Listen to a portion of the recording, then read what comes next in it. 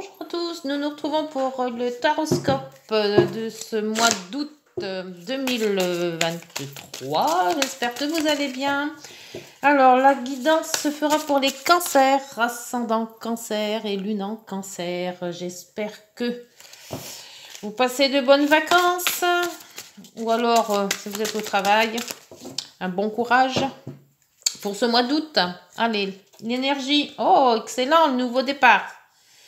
L'âme 10. Excellent ce nouveau départ. Est-ce qu'on le voit bien, le nouveau départ? Parce que là, il est vraiment joli ce nouveau départ. Allez, l'âme 10. Alors, le 10, hein, oui, c'est le renouveau. C'est parti, le nouveau départ. La chance est avec vous. Ce nombre vous indique que vous devez foncer et agir en toute confiance. Vous serez protégé par des forces magnétiques positives si vous croyez en vous et agissez en étant serein, joyeux et enthousiaste. Souriez, votre journée promet d'être bonne. Il n'y a pas que la journée qui va être bonne, parce qu'apparemment, là, c'est pour le mois. Hein. Waouh! Bon, bah dites donc. Oh, le départ. Allez. Oups. Ouh, mon cancer qui tombe. Voilà. C'est parti pour le tarot. Oh bah, j'ai pas pris mon tarot, moi. Ah. Allez, oui, ça. Et puis, je vais mettre mon petit ange. Mon petit ange, là. Voilà. Allez. C'est parti. Avec le tarot de Marseille. Je me rachète un autre de tarot. J'ai vu. Il y a beaucoup de tarots, de plus en plus aussi jolis les uns que les autres. Très dur à choisir d'ailleurs. Allez, la coupe pour ce tarot. Alors, le diable. Ah, le diable. Ouh, la possession, l'attachement, les bonnes choses de la vie. Hein, un petit peu de trop de ceci, un petit peu trop de cela. Ça peut être aussi tout ce qui est attachement, détachement, je l'ai déjà dit. Et là, nous avons le pape. Le pape, l'énergie, la sagesse, les formations ou le formateur, l'homme que l'on suit, que l'on écoute, avec sagesse, avec voilà, bienveillance. Ça peut être une ancienne personne, une personne âgée. Donc, il y a quand même entre la sagesse et le diable, c'est un quiproquo quand même, hein, parce que oui, on dit toujours le diable c'est en haut, là c'est le diable c'est en bas, le pape c'est en haut, donc, et on va peut-être avoir deux énergies complètement différentes là. Alors voyons voir. Êtes-vous pape ou êtes-vous diable, mes amis cancer? Allez, pour la guidance du taroscope des 12 maisons. Donc ça, je l'enlève. Voilà. Allez, la 1, ce qu'on voit de vous. La 2, l'argent. La 3, les communications. La 4, le foyer. La 5, les plaisirs. La 6, le quotidien. La 7, hop, les amours, ou plutôt les contrats, je dirais. Hein, c'est tout ce qui est contrat, couple ou professionnel. La 8, les remises en question. La 9, les voyages. La 10, le professionnel. La 11, les amis, les relations. Et la 12, les secrets. Allez, c'est parti pour vous les cancers, ascendant cancer et lune en cancer pour ce mois d'août. Et la force. Ouh, alors le nouveau départ, la chance, la force. Waouh.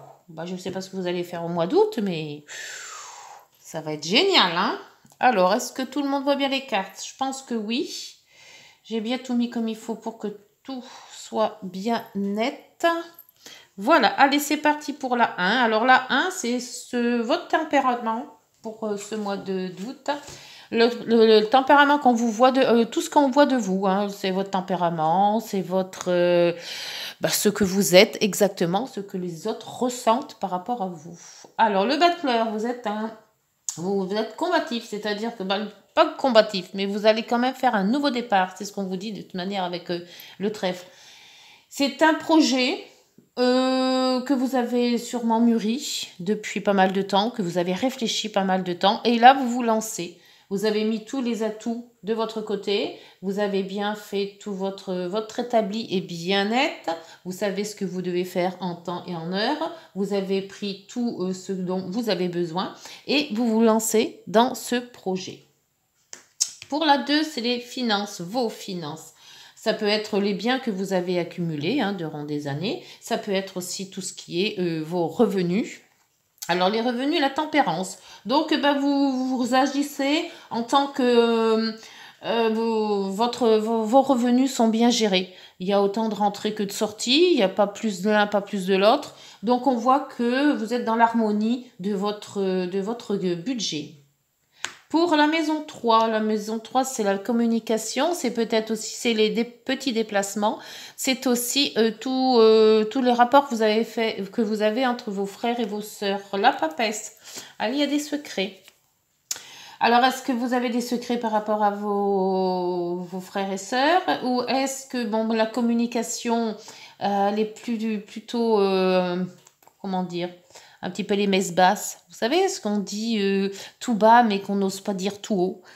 Voilà, dites-moi si ça vous parle. Mais là, en principe, quand il y a la papesse, il y a de la réflexion, il y a de l'analyse, mais c'est un peu feutré, voire beaucoup feutré. Pour la maison 4, c'est tout ce qui est de famille. Alors, votre famille, si vous en avez créé une, ou votre propre famille, donc vos parents, vos parents ou vos aïeuls, tout ce qui est d'hérédité et d'héritage. L'empereur. Donc, on voit quand même que c'est vous qui menez la barque dans votre foyer. C'est vous qui décidez. Vous avez envie de telle chose, c'est vous qui mettez tout en œuvre pour que ça se fasse. On voit qu'avec l'empereur, vous êtes décidé, vous êtes bien chez vous, mais en tant que bon responsable. Voilà. Vous êtes vraiment au bout quand on voit une table, c'est vraiment vous au fond du milieu là de la table, au bout de la table, et c'est vous qui avez tout votre petit monde tout autour. Pour la maison 5, c'est la maison des plaisirs que j'appelle cette maison. Ça peut être les jeux, les enfants, les amours, les vacances, enfin tout ce qui peut apporter du plaisir. Ouf, avec le monde, vous allez en avoir du plaisir. Alors, je ne sais pas au mois d'août ce qui va vous arriver, mais entre la force, le nouveau départ, le nouveau projet, les petites messes basses, là, frères, sœurs, tout ça, les petits mots dessous. Et là, le monde en maison 5, c'est l'accomplissement. Alors, je ne sais pas ce que vous allez accomplir. C'est peut-être un nouvel amour, c'est peut-être un amour existant, ça peut être par rapport aux enfants, à votre famille. Enfin, il y a quand même une très, très bonne énergie dans cette maison 5. Bon, c'est aussi les vacances. Donc, il est vrai qu'en vacances, on se sent toujours assez bien quand même. C'est fait pour ça, les vacances, pour se reposer, pour visiter les gens qu'on ne voit pas l'année. Donc, oui. Pour ce mois d'août, ça va vous plaire.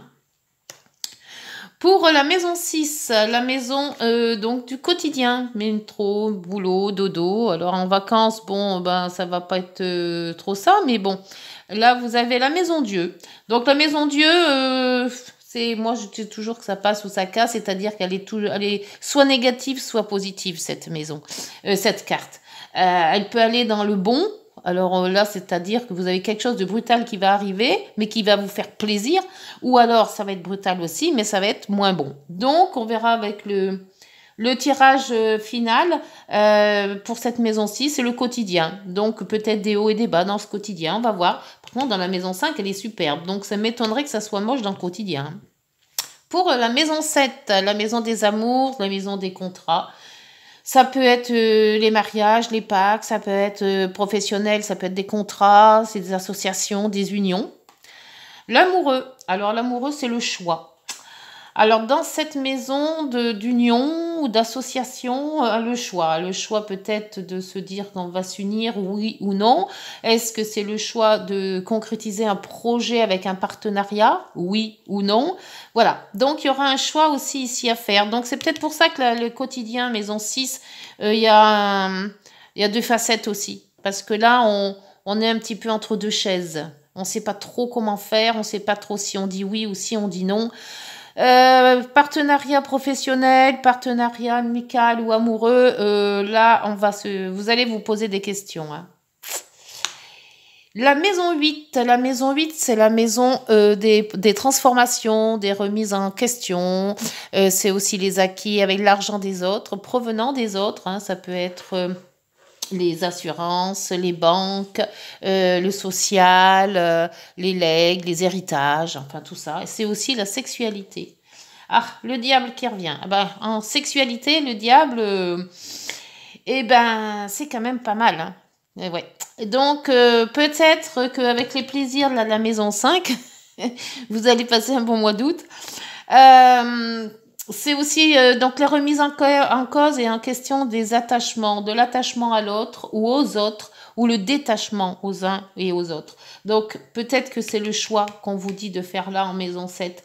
C'est-à-dire que il y a une union ou une collaboration qui se fait en maison 7 et une remise en question qui se fait en maison 8. Et on voit que la maison 6, le quotidien, il y a aussi une espèce d'ambivalence entre le je fais pas, j'y vais pas.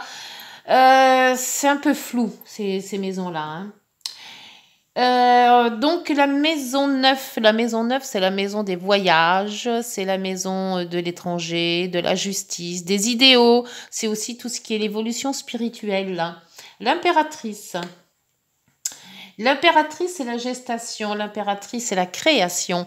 Donc peut-être plus spirituel, c'est-à-dire que vous voyagez peut-être plus dans votre tête que vraiment dans les voyages. Ou alors vous essayez d'accorder votre moi en façon que tout se passe bien, donc une espèce de mise en forme qui n'est pas encore très établie. Alors que là, on vous dit que en maison 1, vous avez envie de vous lancer, envie de faire un projet. Et en maison 9, on vous dit de peut-être d'attendre ou de revoir les choses et de les peaufiner. Il y a peut-être certains points de votre projet ou de votre avenir, hein, de ce que vous voulez faire, qui n'est encore pas très fini. Donc peut-être à peaufiner ce projet s'il y a projet. Hein. Surtout que là, vous avez le choix aussi en maison 7, hein, ne l'oubliez pas. Hein. Donc c'est peut-être ça le fait de peaufiner. Et le diable en maison 8, c'est quand même tout ce qui est attachement, détachement, c'est aussi tout ce qui est jalousie. Donc il y a peut-être quelque chose à remettre en ordre. Pour la maison 10 c'est ce que représente la destinée en général. C'est surtout aussi basé sur la carrière professionnelle. Là, vous avez le mât. Alors, le mât, dans la question pro, c'est quand même que vous partez. Vous avez envie, comment je pourrais dire ça? Vous avez envie de prendre l'air, mais de façon à... Comme si c'était je m'en vais, je laisse tout derrière moi, je ferme les yeux, je prends mon baluchon et je m'en vais. Sans vous poser les moindres questions, sans vous retourner. Voilà. Alors moi j'ai l'impression que c'est plutôt une envie. C'est d'un côté vous voulez mettre tout en ordre pour faire quelque chose de bien. Et d'un autre côté vous avez envie de tout claquer, tout péter pour dire allez je vis ma vie comme je l'entends et je m'en vais. Voilà. Alors, en maison 4, parce que chaque maison opposée les unes aux autres ont toujours un lien. Malgré tout, elles sont opposées, elles sont quand même liées. Et en 4, on voit que vous êtes très positionné sur votre maison 4, donc tout ce qui est familial, droit, vous savez ce que vous faites, vous savez où vous allez, vous avez tout étudié. Voilà, c'est vraiment l'empereur qui dit « moi, je fais les choses ». Et en 10, c'est-à-dire que la destinée, elle dit peut-être d'en avoir trop fait ou trop... Toujours trop... comment je pourrais dire ça? Mince, les mots ne me viennent pas. Trop être assuré sur ce que vous allez faire.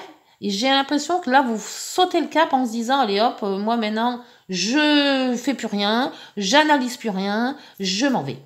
Alors, il y a peut-être un ordre d'équilibre à trouver là, hein, parce que d'où peut-être ce choix. Restez comme vous êtes en famille, droit comme un i, en prenant les responsabilités, ou allez dans cette maison 10 qui vous dit échappe-toi, va-t'en, prends ton baluchon et voilà. C'est un peu... Enfin, après, chacun fait comme il veut, hein. Il se peut que de prendre un peu de liberté, ça fait pas de mal non plus. Mais faites attention quand même. Enfin, on va voir avec les deux autres cartes ce que ça donne. Dans les relations à la maison 11. La maison 11, c'est les amis, c'est les contacts, c'est toutes les relations professionnelles, familiales, relationnelles que vous pouvez avoir. Vous avez la transformation, l'arcane 13. On appelle ça aussi la mort. Bon. L'arcane 13, c'est une transformation. Alors peut-être transformer ses relations. Il y a peut-être des relations qui ne sont pas bonnes à avoir, peut-être trop de relations, peut-être pas assez. Ou alors peut-être vous écoutez trop justement vos relations. Il y en a d'autres qui disent blanc, l'autre qui dit noir, l'autre qui dit gris. Et dans tout ça, vous êtes perdu. Donc peut-être suivre peut-être le mât dans ce cas-là en se disant je fais comme j'ai envie de faire et non pas comme les autres veulent que je fasse. Voilà. Pour la maison 12, alors c'est la maison des secrets, la maison de tous les lieux fermés comme les hôpitaux, les hospices, les prisons aussi. C'est tout ce qu'on ressent à l'intérieur de soi et toutes les énergies. La roue de fortune. La roue de fortune dit que vous avancez, mais il faut avancer dans vos intuitions parce que tout ce qui est maison 12, c'est tout ce qui est fermé, cloîtré, profondément enfoui à l'intérieur de soi. Et si je pense que s'il y a la roue qui vous dit d'avancer, c'est que c'est à votre fond intérieur que vous devez avancer dans le projet qui vous est donné. Évitez d'écouter trop les uns et les autres. Faites votre choix parce qu'il y aura un choix à en faire en 7. Et en 7, c'est quand même l'union et l'association. C'est quand même une maison assez importante. Et là, 1, on vous dit, vous avez tous les outils en main pour essayer dans votre projet. Alors, le diable vous dit d'une remise en question. N'allez pas tout casser pour justement se retrouver après le bec dans l'eau. Hein, c'est ce qu'on dit toujours. C'est un nouveau départ, d'accord, mais il faut que ce nouveau départ soit quand même maîtrisé. Et vous avez quand même la force d'y arriver. Bon, dites donc, c'est super beau ce tirage. Beaucoup d'émotions, beaucoup d'actions, beaucoup de réflexions. Un petit peu de suspense quand même. Est-ce que vous allez prendre le mât ou est-ce que vous avez trouvé votre relation avec l'amoureux? Alors là, j'ai recouvert et c'est la loupe qui est arrivée. Donc, c'est ce projet-là, vous voyez. Le projet n'est peut-être pas encore très bien étudié. Il y a encore des choses à faire dans ce projet, qu'il soit professionnel, relationnel ou familial. Hein. Après, vous adaptez à votre situation. Hein. Vous savez très bien que c'est général, la guidance. Hein. C'est pas fait que pour une personne, donc c'est un peu général hein, pour vous les cancers. Alors, la tempérance en 2. Alors, pour la tempérance en 2, c'est que le budget est quand même bien géré. Donc, il ne devrait pas y avoir de problème. Oups. Alors, donc, c'est vous qui gérez. Hein. Donc, c'est bien. Ou vous faites gérer par quelqu'un, mais je pense que cette personne, homme ou femme, hein, parce que c'est général, c'est votre revenu, vos revenus qui sont positifs, là. Pour la papesse, c'est la maison 3, déplacement, communication, frères, sœurs, voisins aussi. Alors, la papesse, s'il vous plaît. La papesse, c'est tout ce qui est secret. Peut-être un secret de famille qui va remonter. Va-t-on savoir? Ah, le secret, c'est les voyages ou la distance. Peut-être que vous voulez voir quelqu'un, peut-être de la famille qui est à distance, qui sont loin, et vous voulez peut-être rendre visite. Mais avec la papesse, c'est une visite secrète. Alors, peut-être une surprise, je sais pas. Vous voyez, l'empereur à la maison 4. Alors, l'empereur, c'est voilà, la famille. Hein. Alors, vous êtes quand même le chef de famille, là. Hein. On voit que vous êtes bien installé dans votre fauteuil, là. Hein. Alors, avec les amis, la famille.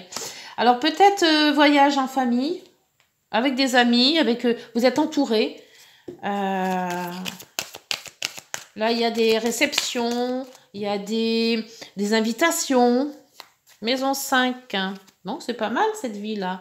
Maison 5 avec le monde, les plaisirs. Alors, les plaisirs, aïe aïe. Alors, les plaisirs, faire attention avec le renard. C'est de la prudence, on vous dit. Alors, soyez prudent quand même dans vos plaisirs. Pas trop manger ou pas trop boire. Ou voilà. Ou alors l'amour, il faut lever le pied aussi, peut-être, je sais pas. Mais on vous dit d'être prudent. Hein. Donc, c'est positif, c'est bien, c'est positif, mais il ne faut pas non plus en abuser. Je pense que c'est ça qu'ils doivent se dire. La maison 6 avec la maison Dieu. Alors, la maison Dieu, sur cette 6, ça va être quoi? Ah, donc, avec la lune. Bah, la lune, c'est pas mauvais en soi. Hein. Bon, il y a peut-être un peu de brume, un peu de brouillard, un peu qu'on ne sait pas trop les sentiments, où est-ce qu'ils vont. C'est de toute manière des ressentis. Alors, bon ou mauvais, vos ressentis, ça dépend ce que vous vivez dans le moment présent. Donc, ça, c'est à vous de voir. Mais c'est des ressentis, ça peut être des rêves aussi. Peut-être une réalité qui va remonter à la surface aussi. Hein. L'amoureux. Ah, la solution. Donc, s'il y a un choix par rapport à cette maison 7 sur l'amoureux, vous allez le trouver vous-même. Bien. Il y a déjà des solutions qui se trouvent. C'est déjà pas mal. La diable en maison 8, les remises en question, la jalousie, l'attachement, détachement. Ah, homme ou femme. Hein. Une personne. Donc, soit vous détachez d'une personne, soit de vous attacher à une personne, soit justement de remettre un peu les points sur les i, peut-être, hein, des remises en question sur certaines personnes, ou sur vous-même aussi, hein, parce que c'est peut-être aussi des questions que vous posez, mais que vous-même n'avez pas de réponse. L'impératrice sur la maison 9, s'il vous plaît. Maison 9, impératrice, la gestation, un voyage, une situation, un projet. Là c'est la femme. Donc, vous avez les deux quand même. Hein.